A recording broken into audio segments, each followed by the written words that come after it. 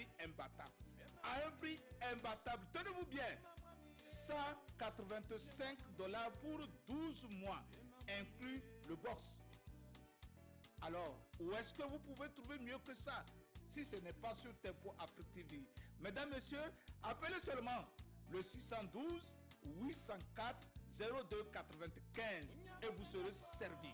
Vous serez agréablement surpris de voir plus de 4000 chaînes de télévision rouler sur votre écran comme ça et vous choisissez laquelle vous voulez. Alors mesdames, n'hésitez pas.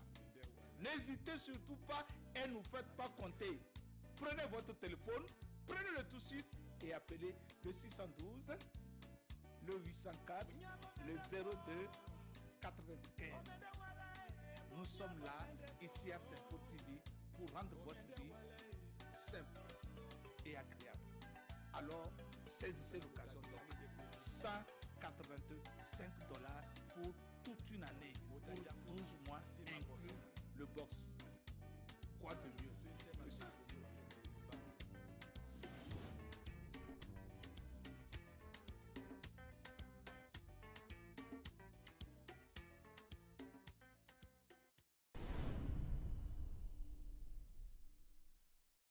Hi, it's me again, Korma Agustakmaya.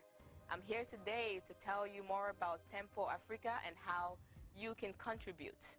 As you know, Tempo Africa is a station that services people of African descent and people in America, people in Africa. It's all over the globe. And for us to do that, we are always accepting donations. To donate, you can go to the website at tempoafrictv.com, and then you click on the homepage and then click on PayPal donation, and you can make your donation there. You could also call in and make a donation. The number is 612-804-0295.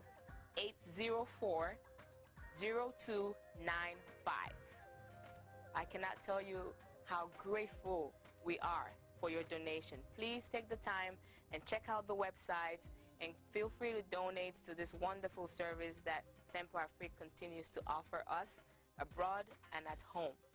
All this information is on the website. Just go to tempoafrictv.com and you will get more information. Thank you very much.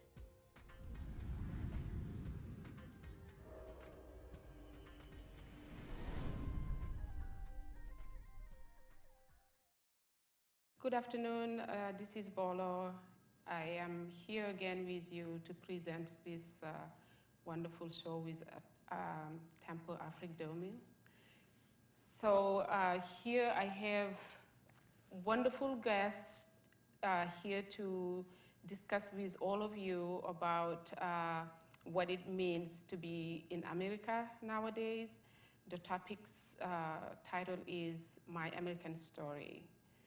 As we all know, America is a melting pot place, and we have people with all kinds of colors, ethnic backgrounds, religious background, beliefs, and gender identifications, which make it a wonderful place.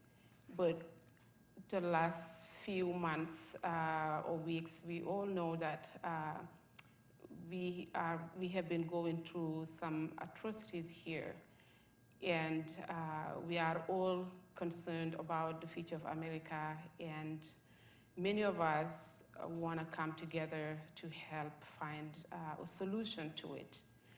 With me, I have the representation of America, different wonderful people from ethnic and cultural backgrounds. I myself, I am from Africa, and next to me I have Josh.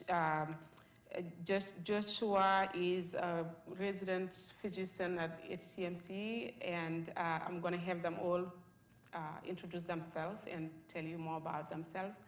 And next to Josh, we have Anna Daikai, RN, student nurse practitioner. Next to Anna, we have Nikki. Nikki is also a nurse, RN, who's going for master's degrees. And on Skype, we have Elle.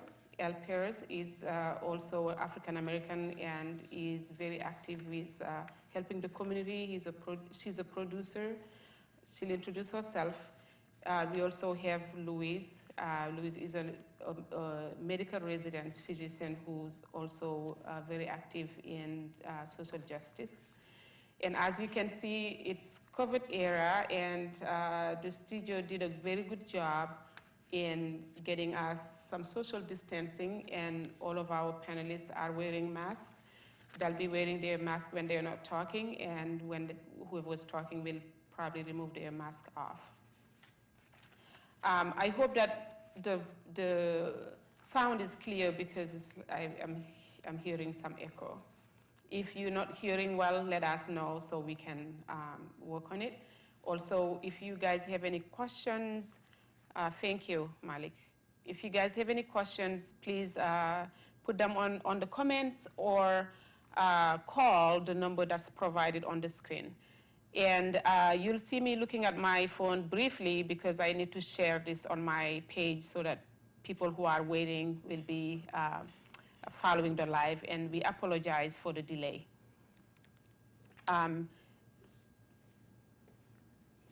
Next we're gonna start with Anna. We're gonna start with Josh. Josh, we would like for you to introduce yourself. You can remove your mask when you talk. Okay. Hi, I'm Josh, or Josh Rin. I am a second-generation Taiwanese American immigrant. My parents came here from Taiwan back in the 70s, mostly because my dad wanted to go to grad school, and then later on they decided to stay for a better life. I grew up in Minnesota, born and raised. I went to college at Carleton down in Northfield, got a master's degree at Tufts University out in Boston, and then came back to Minnesota for medical school at the University of Minnesota. Currently, I am a third-year family medicine resident at Hennepin Healthcare, based out of Whittier Clinic and Hennepin County Medical Center, where Bolo and Anna and Luis also work. And Nikki. And Nikki, that's right. Yes. Thank you, Josh. That's a wonderful background, and I really enjoy working with you. You're very smart and very much involved with good things for the society. Anna? My name is Anna. I am a 7th-generation Dutch American, and I work as a nurse at HCMC, which is where I met Bolo. I've been there for 10 years, and I live in Minneapolis, but I grew up in a mining town in northern Minnesota called Hibbing, which is a very different culture. Since it's a rural culture, most people are more blue-collar and work in the mines compared to down here, where there's a lot of different professionals. And I have known Bolo for like 10 years, and I really appreciate being here. Thank you, Anna. And yes, you are a wonderful person that I consider not only a friend, but a sister. So I'm glad you're here with me. Nikki? Hi, I'm Nikki Harris. Was born in Jamaica, but raised in Chicago, Illinois. My dad is from Jamaica, Kingston. My mom is from Mississippi. My mom moved to Chicago, Illinois as a teenager when Emmett Till got killed. Her parents were scared and nervous, so she sent them to Chicago. So I was raised there until 1992. Thank you.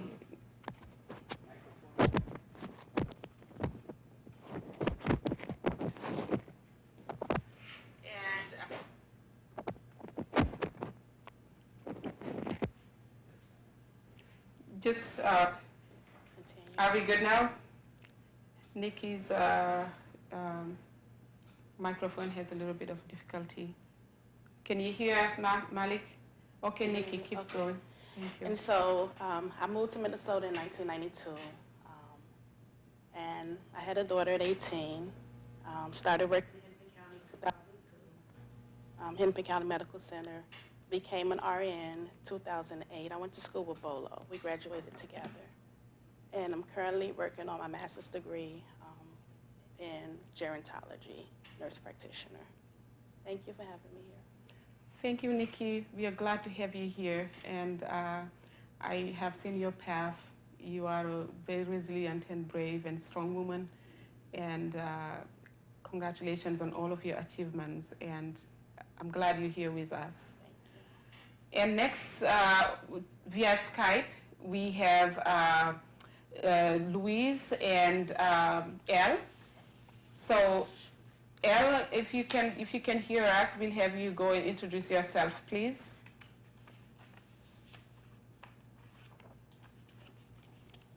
Can you hear me? We can hear you. No. Okay, great. All right. Well, my name is Elle Peralta. I am here in Los Angeles, where it's sunny and 80 degrees. It's beautiful here.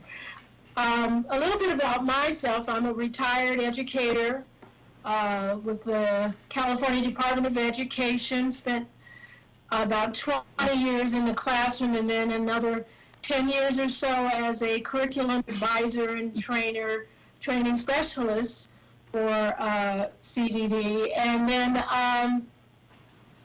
I consequently, in concurrence, I, spent a lot of time directing a children's choir, and am currently now facilitating my community in a residents association, helping to build, to strengthen, and to support life here in the historic district that I live in Los Angeles. I'm from the South, what they call South LA, South Central LA. That's where I'm at. So that's a little bit. Thank you so much, Elle. We are so happy to have you with us. Yes, and I know that you are also a very big role model in the young family, my husband's big family, and you're doing a wonderful job with mentoring young people and helping your community. And your creativity is very much also appreciated in arts and performance. Welcome. We are happy to have you here. And next, we have Dr. Luiz Ortega and his precious little princess, Luna. Maybe Luna will have something to tell us too. She's yarning. Okay, Dr. Ortega, the floor is for you. Yes, hi everyone. Like Bo said, my name is Luiz Ortega. I'm a second-year family medicine resident physician at Hennepin Healthcare.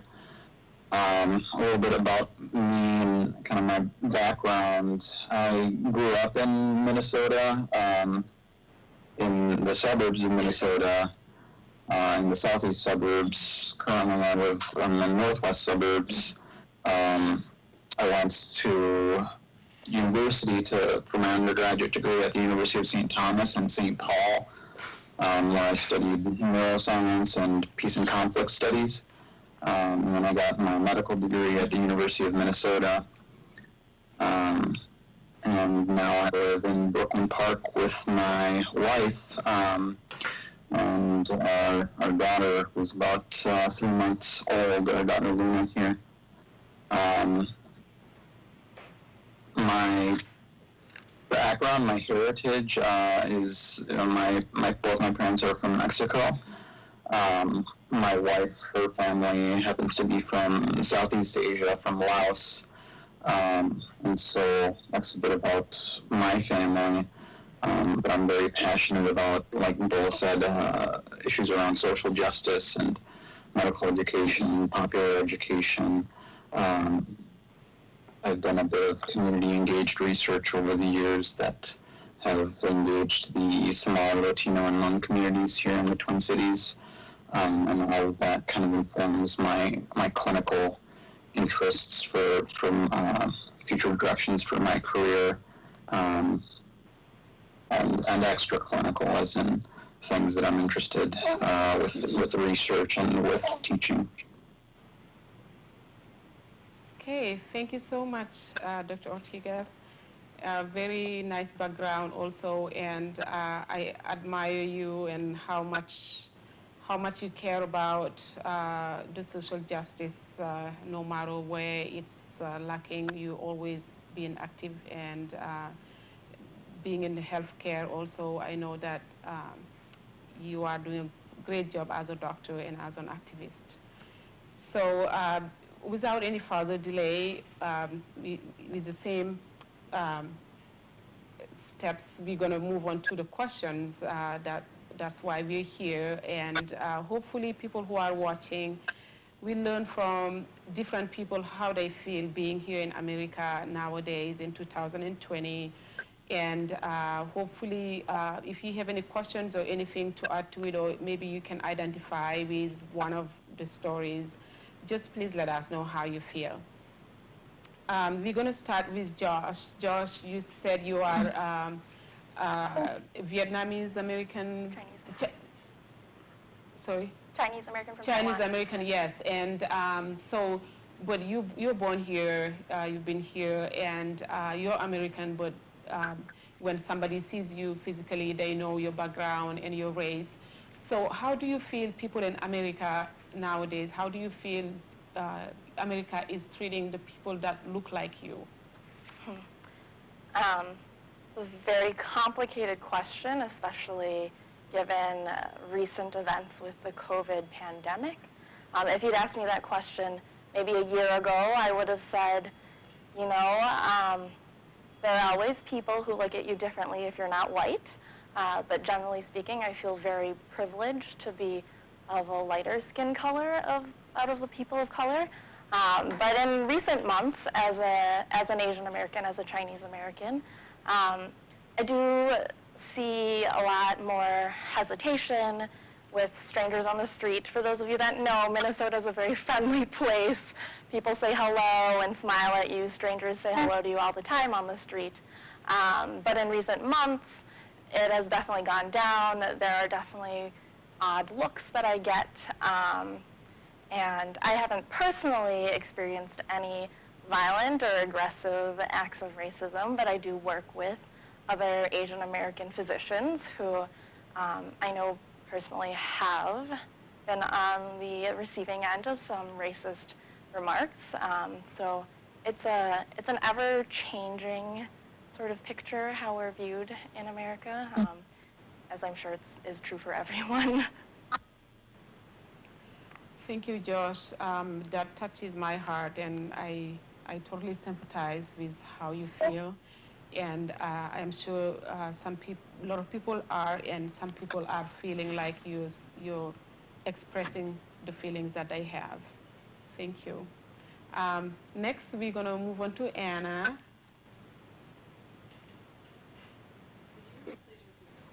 Sorry, yes. Yes. How do you feel America is treating people that look like you? Well, I am Caucasian, and so America was built to uphold my race. And I would say that as a woman, throughout history, I have been told that I have to be perceived as innocent, and especially as a white woman. And so what this means is that if I say something, it is automatically taken seriously, as many of you maybe saw the woman in Central Park who called the police on an African-American bird watcher who kindly asked her to put her dog on a leash, and her word was believed over his. So I think my experience has been one of validation for most of my life, and I am able to have a lot more freedom and also feel more stress-free than most of the other people in the United States who don't have white skin, and that is a shame. That is a shame. That's your last word. Thank you, Anna. And you know, it's very impressive for you to recognize your privileges compared to others here in America. And that means that if you see something, then you can act on it. If you don't see it, you can't act on it. And the fact that you recognize that, that means you recognize the other treatments too. And that's a start. And there's nothing wrong with having privileges. You deserve them. It's very good that you have them. But I know that you also recognize it in order to see the lack of privilege for the other groups. Thank you for your remarks and thank you for your contribution. We're going to move on to Nikki. And I'll repeat the question if you want me to. How do you think America is treating the people that look like you? Well, for me and my community, and the way that I grew up in America, it's been very hard. There's a lot of disadvantages to obtaining jobs, getting proper education, starting from kindergarten all the way up to high school. In the community where I grew up, well, in all the Black communities in America, we don't have the proper textbooks. The classrooms are overfilled.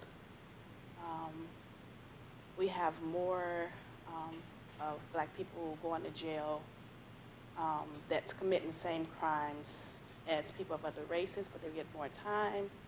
So in America, the way we're treated is very unfair and unjust.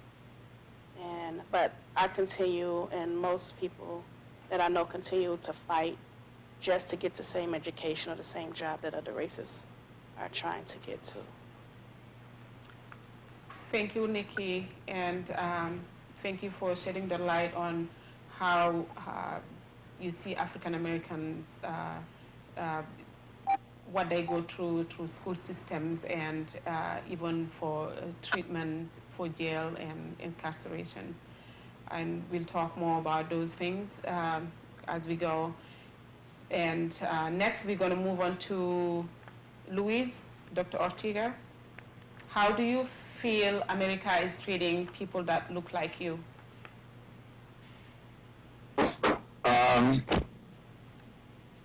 Yeah, so I think I want to break down that question a little bit. In my case, I mean, I mentioned before, I'm a second-generation Mexican-American immigrant, and so that means that my parents came to this country. They immigrated from southern Mexico to California when they were a little bit younger than I am today.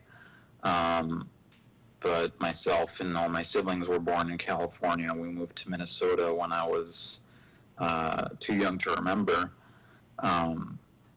But otherwise, I mean, I identify myself as a straight Latino male, and I have a darker skin complexion.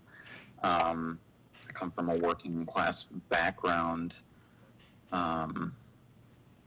I think if I look out across society at people who look like me, I feel very privileged, and I think I've been very lucky in terms of the opportunities to pursue my education.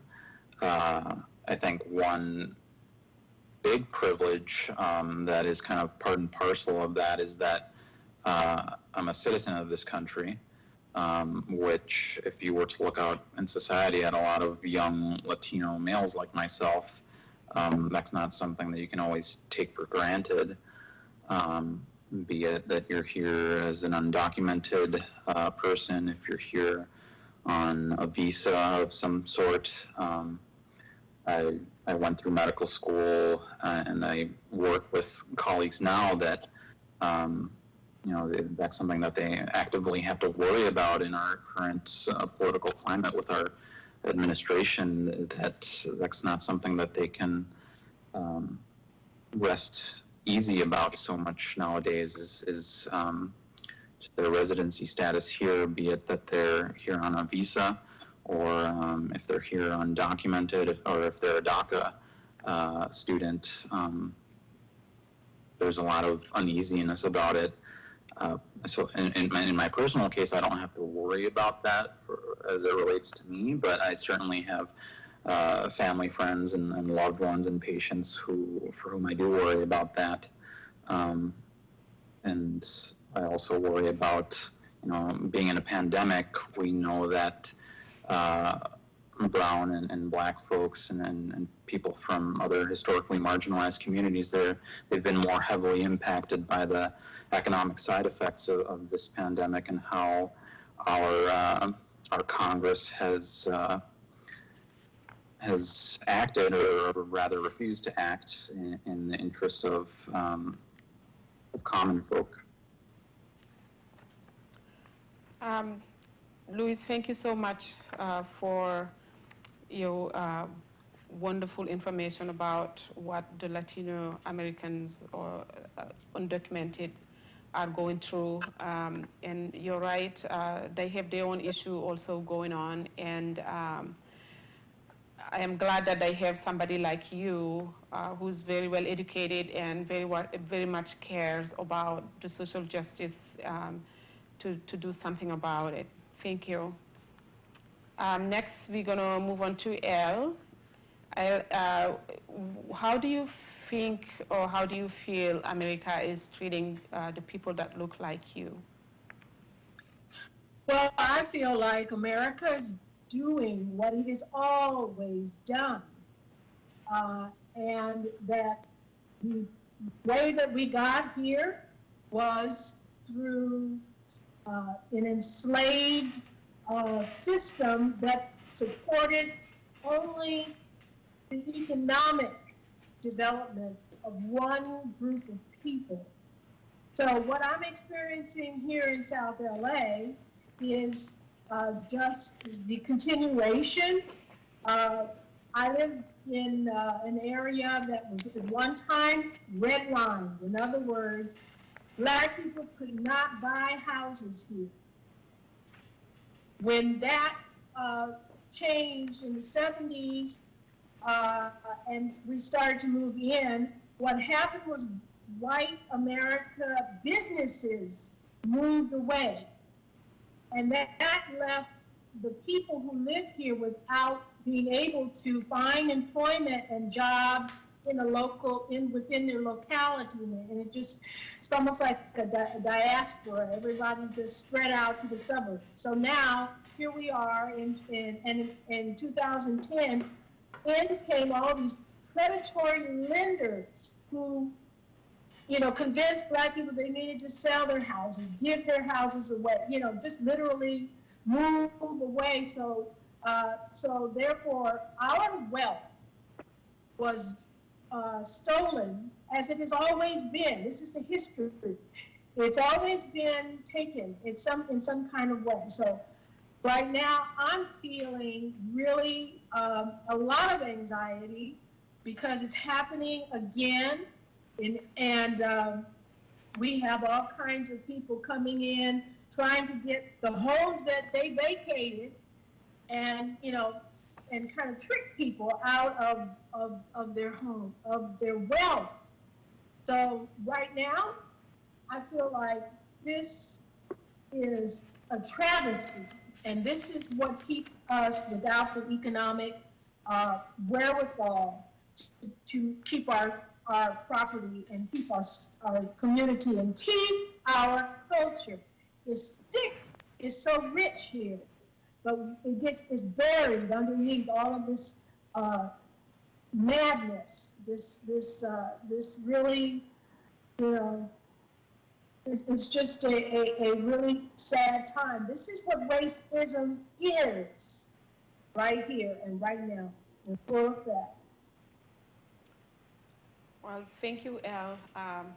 Thank you for enlightening us on what we all thought was gone, but then, like you said, it's coming back again, and that's scary. Yes, it is scary, and that's why we're all here, to see if there is anything we can do, because all of us here have the same feelings, we have the same common goals and the same values that we care about in that terms, which is social justice and equality and fairness. And thank you all for your wonderful comments. And you can tell, like, we have different people in America, and each one has their own issues. Even Anna, who's white and who recognizes that she has privileges, but also her privileges give her a heavy burden and responsibility. As somebody who cares, if you know you have privileges and you know you care, that means you have responsibilities to do something. And that I trust Anna on. And on that note, the next question would start with you, Anna, as you have your privileges, and you can say your say is different than when Nikki says something, or different than when Josh says something. It can be taken differently. So with your privileges, what do you think? What can you do to help bring changes using your privileges? I think everyone is a little different, and the most important thing is to know who you are and what you're good at, and then use that on behalf of others. So, for example, I'm a nurse, and I not only have the background of medicine, but I have the privilege of being at the bedside with my patients, who are predominantly people of color. The hospital that I work for translates for 94 different languages, and it's really important in medicine to, as you get to know your patients, to advocate for them to be able to speak for themselves. And if they feel uncomfortable with, say, like a procedure or the way that their care is being managed, we all have the responsibility to bring that up. That is a very basic thing that I see in the workplace. That doesn't always happen because people feel, nurses or physicians feel uncomfortable making waves and interrupting the course of action.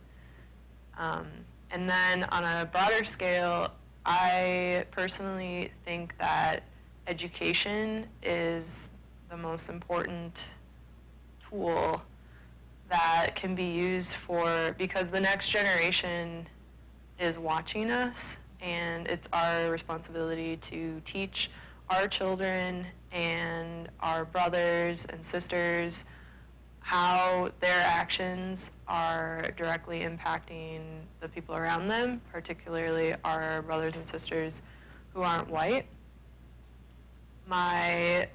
I've had some very intentional conversations with my family and with my parents and my brother about our society and how our family has benefited from the culture that we live in. And what Bolo was saying, based on our education, we have a duty to also make waves within our own family and have tough conversations and be explicitly anti-racist, which it means standing up for people and voting certain ways and being in the streets if that is available. I guess, does that answer your question? I guess. Very, very nice answer, Anna. And I love how you said that, everybody's different and we all have privileges, and you can only use the ones that you have to make changes. And you're using your healthcare, your bedside manners, and also you are educating your family, you are educating people around you about race, about anti-racial, how to be anti-racist. And that's a great thing. That's a big start, and that's all what's being asked for from you as a white person who cares and who wants to make a difference, educating and being the change. And that's what you've been doing, and I know that for a fact. Thank you. Josh, the question is for you now. What do you think you can do to bring changes on your level? Right. Very well said, Anna. So on a personal level, on a small scale level individually, I think we all have a responsibility, as Anna kind of said, to speak up for others who may or may not be less fortunate than us, or when we see injustices being done.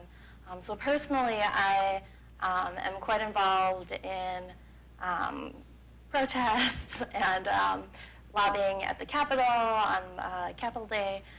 So a lot of it is small things, but I think what we really, really need is we need more people of color and more women of color in positions of power, whether it's positions of economic power or political power.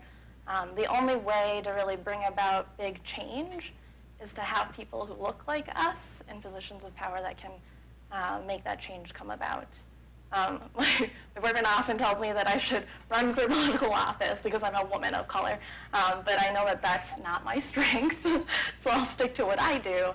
And I know that with my doctorate degree, with my white coat, I do have a voice that I might not have as an Asian American with basically any other job, so I try to use that voice when I can. Thank you so much, Josh, and trust me, you can do both. I know you can do that, and you're very much right. Representation is a key. If we don't have people of color in certain positions, things may take a while before the change comes. And thank you, and I hope that, who knows, maybe you can be one of those. Nikki, what do you think you can do to help bring changes? Well, growing up in Chicago as a young girl, I've been out there protesting, marching with my mother, but I think the protesting and the marching, it helps, but like Josh said, we have to have more people, more especially women, that are in higher powers to get out there and, march. Go to the Capitol, go to the White House. But as far as with me, what I do is on the individual level, I just try to get out in the community. I use my healthcare background and I try to educate people of color about their health. And if I can, go to the clinics with them and translate things that they don't understand. I get a lot of phone calls from family members and friends, educating them on health, on their health care and what they need to do. And I try to encourage a lot of the kids in the community to go to school, get an education. So I'm constantly out there with most of the community leaders, the black community leaders in our neighborhoods, trying to help get our kids off the street and just get an education or get a trade or giving them job leads. So, but I think I need to do more on a more higher level. More especially, the Constitution needs to be changed. But I'll touch a little bit about that as we go along. Okay. Well, thank you, Nikki. And you're right, education and getting kids off the street and being involved in high positions is a key. And you're just doing that. You was a single mom, and at a young age you went through all of that, but still you were persevering and being in school to now master's level, and you are a good role model to those kids and continue to do the great job.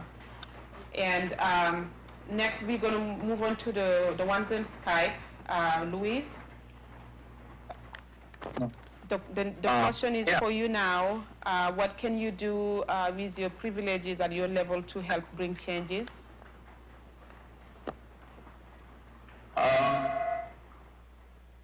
So I think I would echo many, if not all, of Josh's sentiments.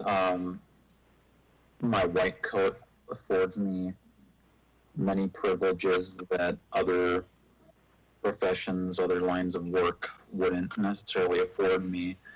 And so I think what I've been trying to focus on more so ever since the pandemic, and also the second pandemic that we've come to realize of and recognize of systemic racism, is trying to hold our institutions that we are a part of accountable towards rectifying these crises. And so not only has that taken place in shape in the form of protests out in the streets, but I'm also actively trying to imagine ways that we can hold institutions accountable, namely the hospital and healthcare system that I work at, but also other organizations that I interact with more peripherally through some community engaged research that I participate in. And if you're not familiar with community engaged research, it's a bit different than traditional academic research in that it's more so of a social change project towards which we can apply academic research methodologies to kind of inform the social problems that we identify, but more so in an active and involved way, which contrasts with kind of just the traditional academic methodologies that just really serve to describe problems and posit solutions, but kind of just stop at the positing of those solutions. Those are great points, Louise. Yes, accountability and demonstrating and educating and showing the shortcomings through research. That's very deep. Yes, we need some research, some evidence that shows the issues that we are going through to provide the proof and to provide the evidence so that we can act on it in a very academic way. Thank you for your participation, and that's another angle, that's another way, that's why everybody has something to bring to the table, and thank you for that. And next we're going to move on to Elle. Elle, the same question is coming your way. What do you think you can do to bring changes on your level? Well, the past 6 months or so, I was engaged in the political process and campaigning for one of our residents who was running for city council. And I got an opportunity to really kind of go behind the stage, so to speak, and to really go underground and see what exactly is this, what's going on that is always, landing us in the same place. And what I realize is that when we say education, maybe people are thinking institutional, but it needed to be and needs to be, in everything. It needs to be on the sidewalks, so to speak. It needs to be in your local restaurants, your fast food, in the line at the grocery store, where the community is learning what is going on and what is possible. And I learned a lot, even the way that voting is set up. This was a grassroots candidate, and she lost a lot of traction because of the way the system is set up, but because our people are oblivious. We don't really even know. We aren't educated at the simplest level. And so I am my goal is to get underneath and start working with thinkers, think tank people who can envision and write policy to rewrite. We need to rewrite what is wrong, but we have to get in there and really figure out what has been happening. Because there's a lot of trickery going on in here. A lot of money came to South LA after the 92 civil uprising, and we didn't see any of it help anything. We still are at the bottom of the level of everything, education, health, all kinds of services. So my goal is to continue to connect with people, and I'm connecting with groups.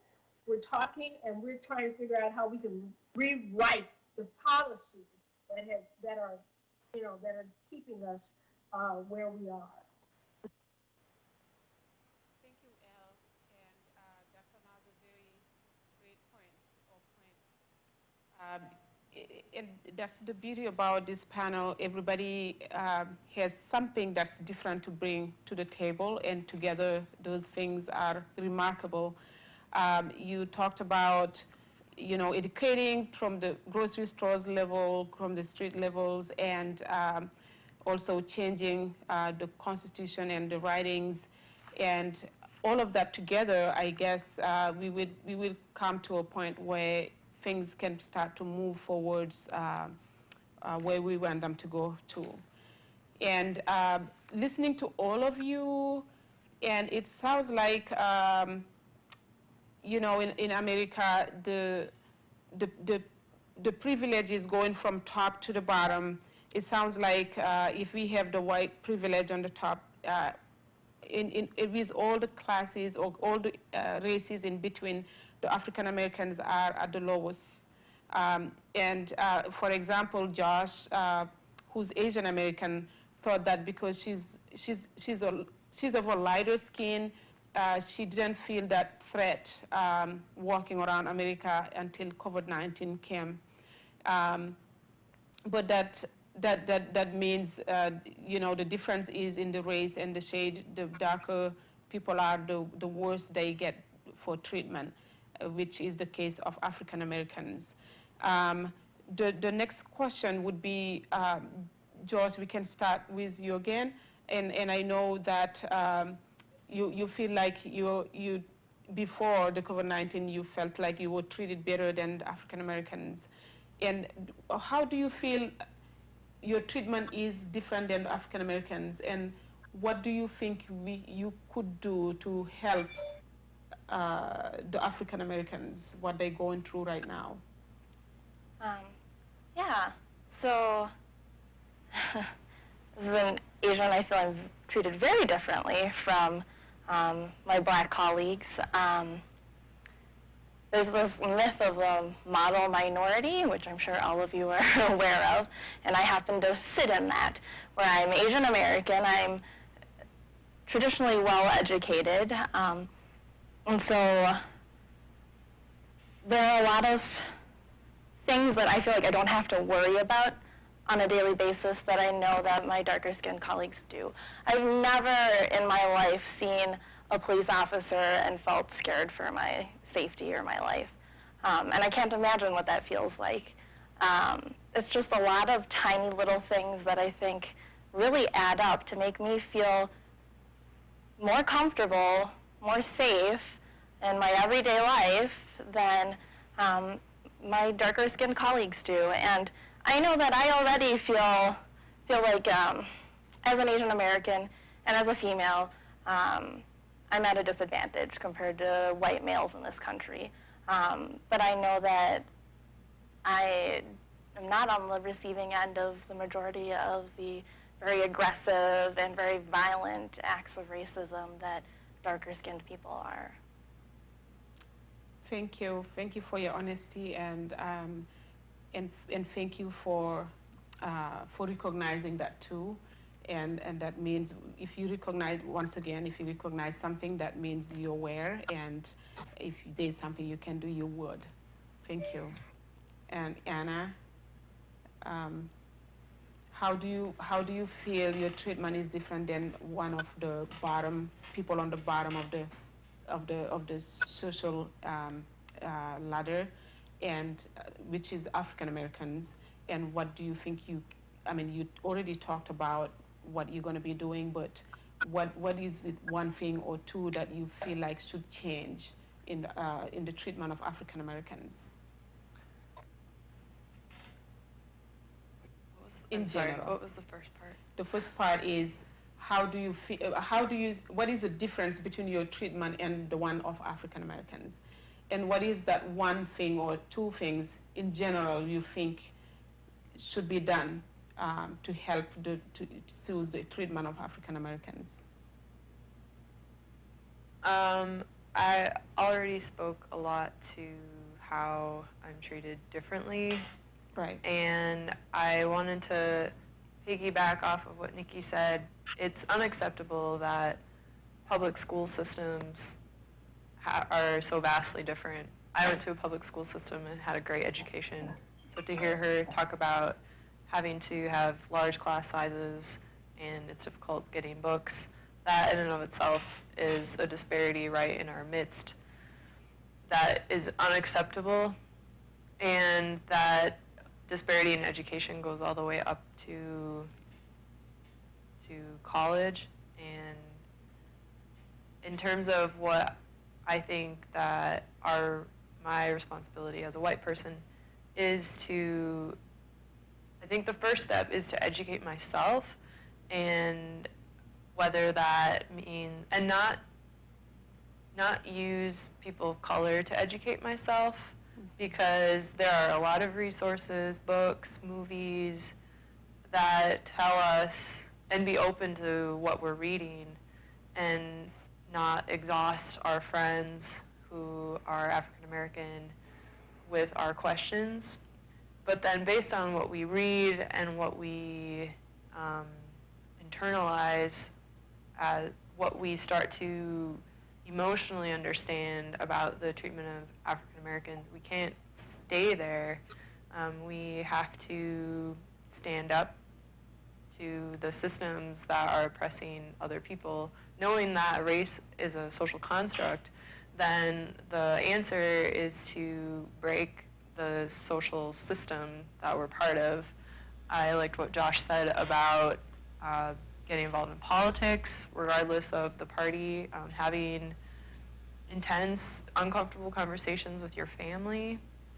And if you see something at work or on the street, say something, document it. And that is one simple way to bring about change. If you can educate yourself and then articulate what is needed to change, and then you go about your day articulating the things that you're seeing, the people in your life who maybe who are also white and maybe haven't learned as much about some of these things, you start to open up their eyes, and it creates this wave of understanding in the communities that you're part of.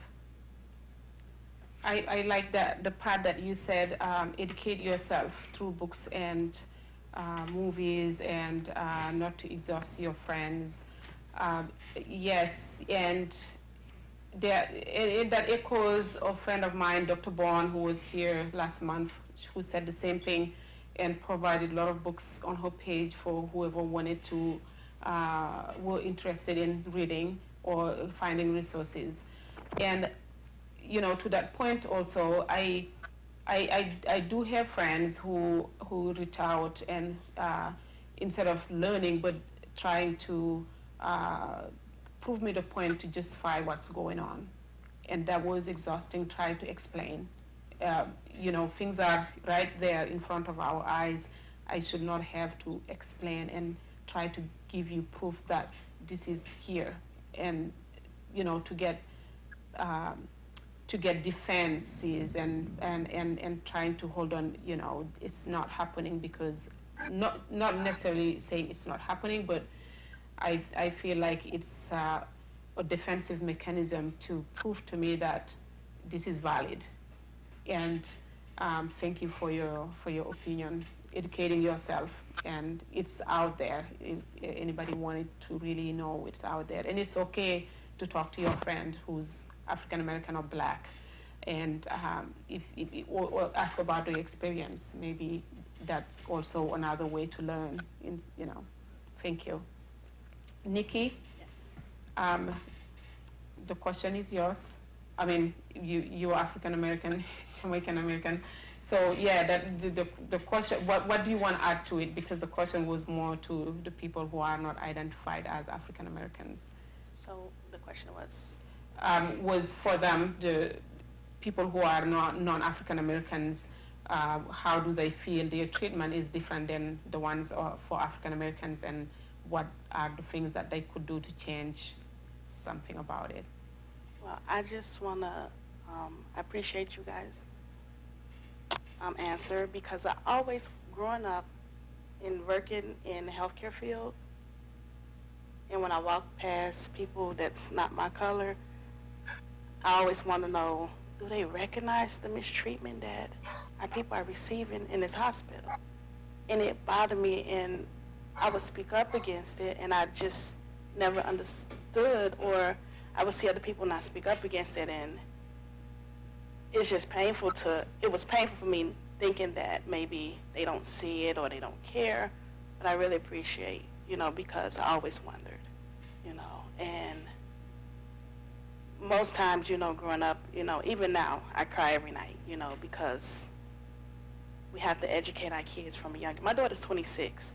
I still call her, where you at, where you going, make sure you do this, make sure your lights are on, you have your license, and I understand she wants her freedom, but we have to teach our children this at a young age, 4 or 5 years old, 6 years old. We can't even allow our kids to wear hoodies. They can't play with toy guns anymore.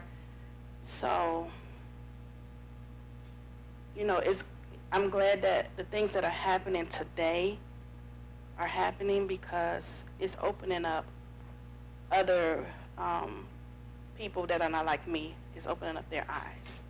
And now that they do see that there is racism, systemic racism, and it has to change. I wanted to touch a little bit about the 13th Amendment and how the wording of that in itself needs to be completely changed.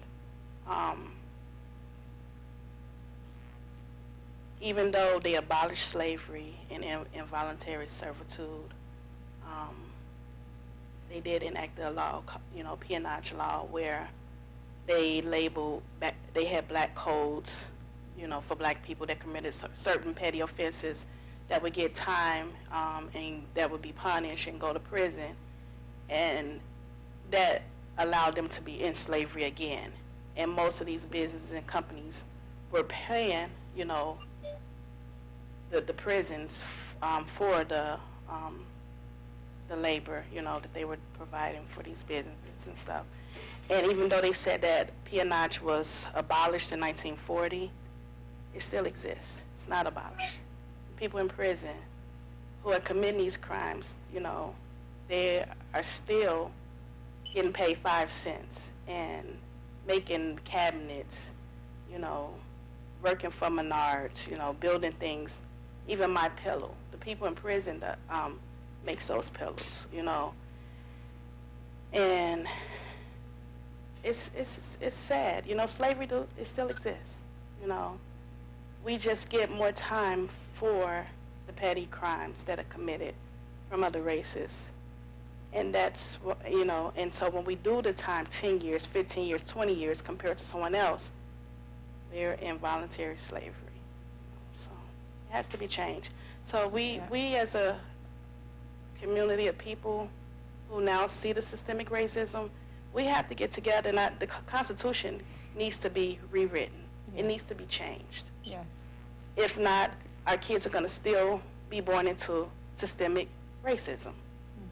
And we'll still be voluntary slaves. I don't care how anybody look at it, we're still in slavery.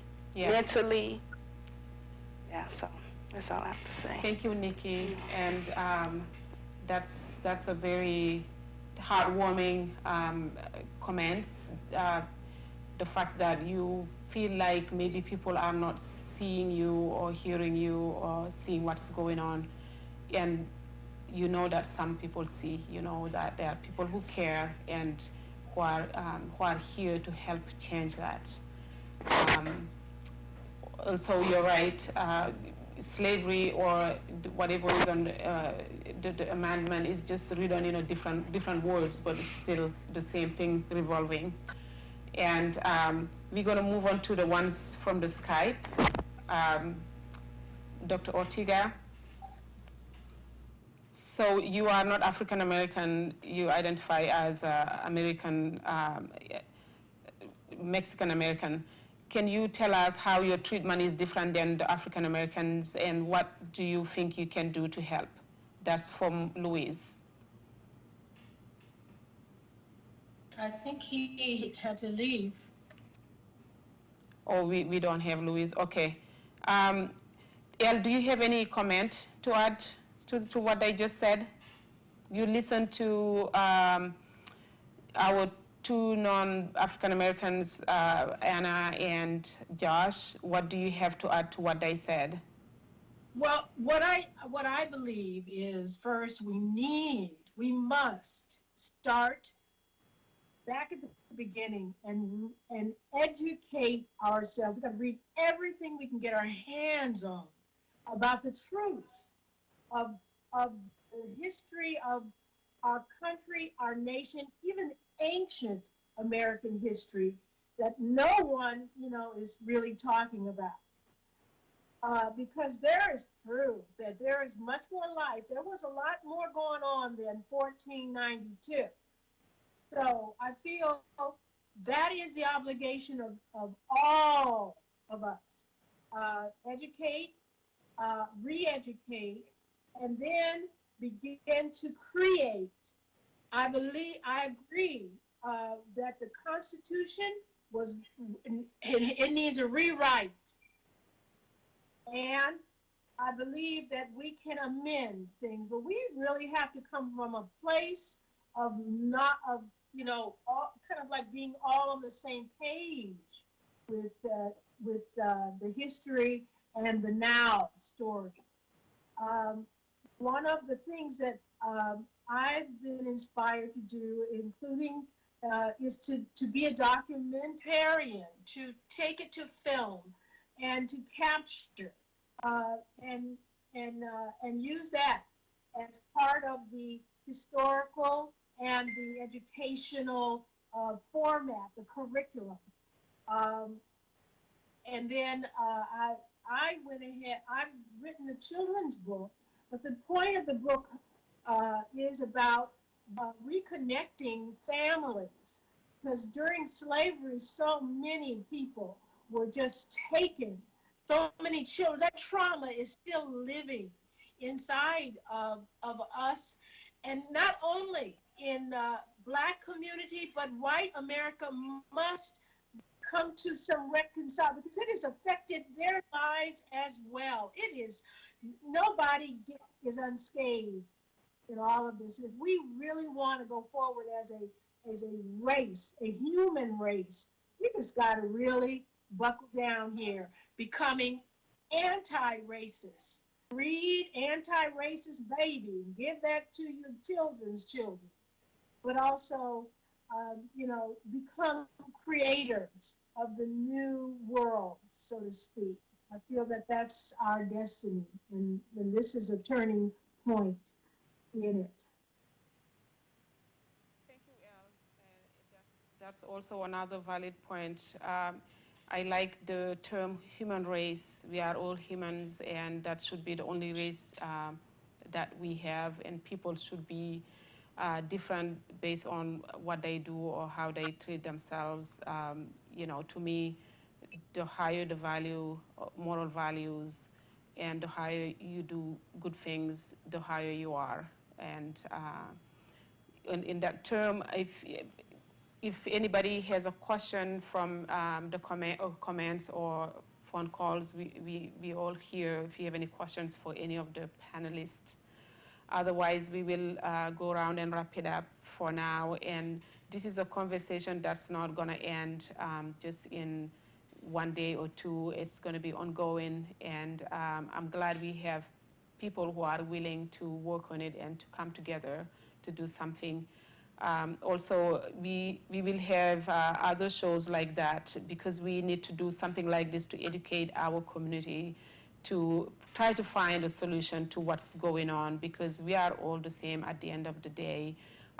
If something affects one member of this chain of our community, it will affect everybody, whether you feel it or not. It's affecting all of us.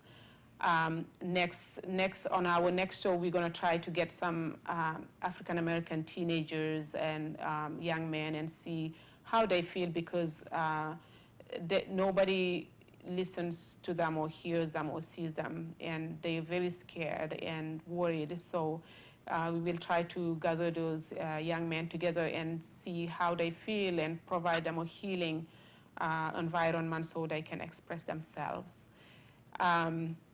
On that term, we're going to go around the table, and everyone should give their last final word or comments or whatever they think. And thank you all for being here and for your patience. Josh? I think we've had a good range of people and different experiences today. It kind of highlights that America really is a melting pot, but this melting pot has a lot of problems, and there are a lot of layers to the melting pot. And so I think I just want to say I implore you to reach out to your Congress people if you have ideas for change, or if there's anything that you see going on that you think that they can change or help make change in the system, or if it's your jam, to run for office. We need people from more diverse backgrounds to be running this country. It can't just always be white men, because that is not what the majority of this country is. Thank you, Josh. Anna?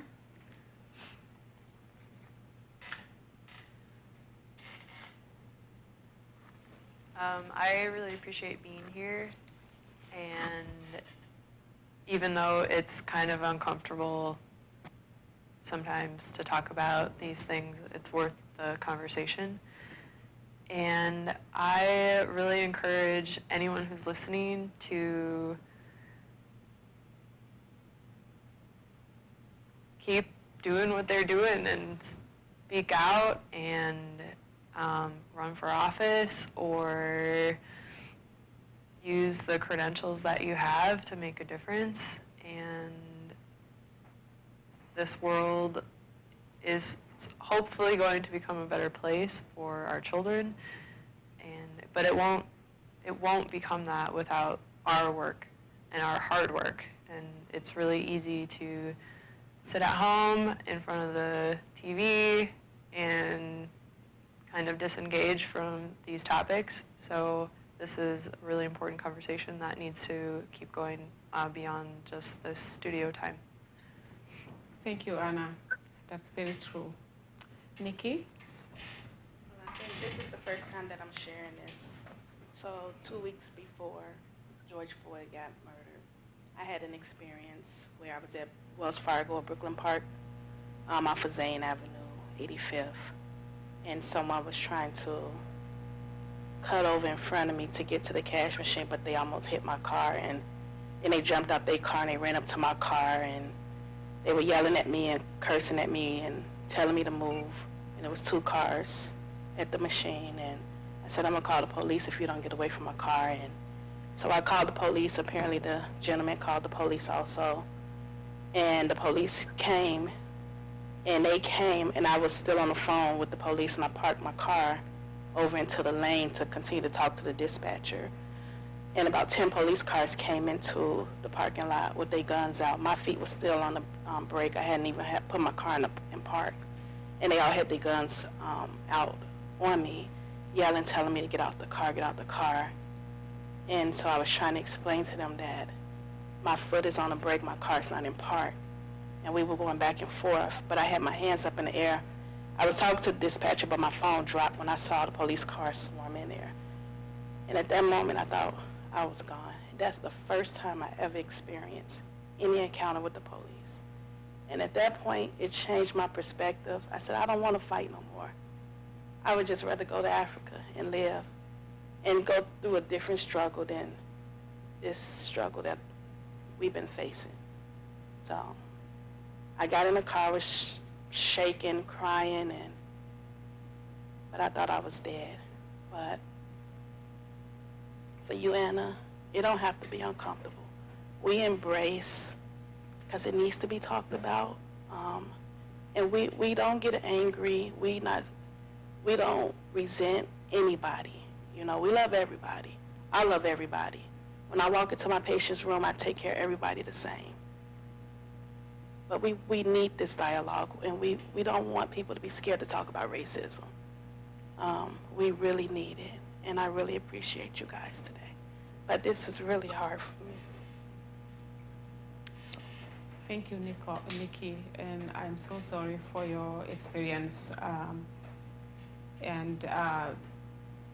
That's very scary, and I'm sure many people have experienced something like that. People that look like you that told stories of that same experience, and I'm glad that you're okay. And you're right. We have to call it what it is. It's there. It's a white elephant. So if we are uncomfortable talking about it, we are not going to do anything. And like what Nikki said, Anna, you know, it's and you're so brave and so engaged that you know you and selfless that you put aside your privileges to protect yourself and say, you know what, you know, I don't have to do this and this doesn't affect me, then I'm going to just pull my warm cover and watch TV and not worry about it. I mean, a lot of people do that, but you did not.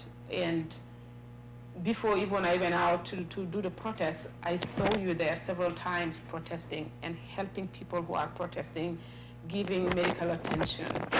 And, you know, that's just very genuine and very sincere. I know that you're doing that from your heart. And there are so many people also that are like you around, that are white and recognize their whiteness and their privileges and using those privileges to help those who are down. And that's just what we need right now, and that's what the Black community needs. And somebody like Nikki, that's what she needs. Somebody who is not afraid of the discomfort. Somebody who's telling her, I see you, I hear you, and I'm listening to you, and I'm with you. And that's what you're doing. And Josh, you're doing that too. And continue to do that, and you are so much appreciated, and we need more people like you. This is not political. It's about life or death. It's about our community. And like Nikki said, Black people want to love and want to be loved, and they don't want revenge. They don't want fight. They just want to be able to live and to receive love and to give love. And I don't think that's hard to do, but it's very hard for so many. And for you guys that are willing to do that, thank you. And I know Dr. Ortega has had to go because he has to go to work. He left. Thank you so much, Dr. Ortega, for joining us. And thank Luna for us, your precious baby. We have Elle. Elle, the floor is for you. What are you going to add to this? Well, first of all, Nikki, I'm traumatized myself just in listening to your story. One of the tasks that I took on for myself was to understand and inspect my wound. You know, really feel where the cut is, where the bruise is, and sit with it. And I reached for Dr. Robin DiAngelo's book, White Fragility. I'm sure you've heard of it. But I use it and listen to it on Audible and read it because sometimes we don't know exactly what we feel. We don't know what happened here when we got that look or that non-acknowledgement or that verbal abuse or the non-verbal abuse. What things that happen to us, we don't even know. They move into the psyche, and we just keep moving. We just keep it going. But I think that everyone should read White Fragility for their own healing's sake, for the white person who is afraid to even broach this situation and does not know where to go. This woman has a path. She has a light. For the black and other people of color, Asian, all of us, we need to know what happened to us, what has happened, and what is happening. So I would just encourage us to just go within, to kind of retreat and go within and really begin to tackle this and untie our knots, clear our water until we can breathe together again as a people, as people. Thank you so much, Elle. That was a very interesting conversation, very deep, very sincere from all of us, from everybody, different backgrounds, and that shows you the beauty of America. This is what makes America beautiful. Or look at all of us. It's just beautiful to see, and I'm glad that people are progressing towards being one. And until then, we're going to have to face these conversations. We're going to have to try to face the discomfort. If you are protecting yourself from being uncomfortable, you're not going to move forward. So discomfort is good sometimes. It helps us overcome our fears and to do things. And on that note, thank you so much, the panelists, for taking that time and for having the courage to come and sit here and talk about things that a lot of people are afraid to address. Joshua, MD, thank you so much. Anna Daikai, RN, going for her nurse practitioner degree, thank you so much. Nikki, RN, going for her nurse practitioner, thank you so much. And Dr. Luiz Ortega, also who's a second-year resident physician, thank you so much. And Elle is an activist in her community and a producer and a manager. Thank you so much all for coming. And you can all listen to our live. It's going to be shared and saved. If you have any questions or if you have any topics in mind that you want us to discuss next time, please post them. And thank you to Temple Afrique TV for hosting us. And they're looking for donations if anybody can help. It's a growing TV channel and they need support. Thank you so much for the support. And until then, be well. Thank you.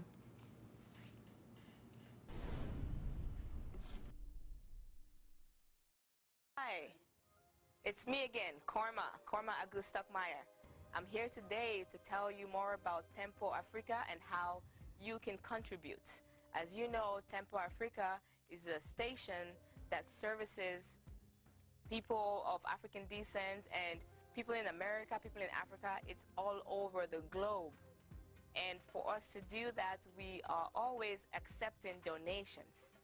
To donate, you can go to the website at tempoafriquetv.com, and then you click on the home page and then click on PayPal donation, and you can make your donation there. You could also call in and make a donation. The number is 612-804-0295. I cannot tell you how grateful we are for your donation. Please take the time and check out the website and feel free to donate to this wonderful service that Tempo Afrique continues to offer us abroad and at home. All this information is on the website. Just go to tempoafriquetv.com and you will get more information. Thank you very much.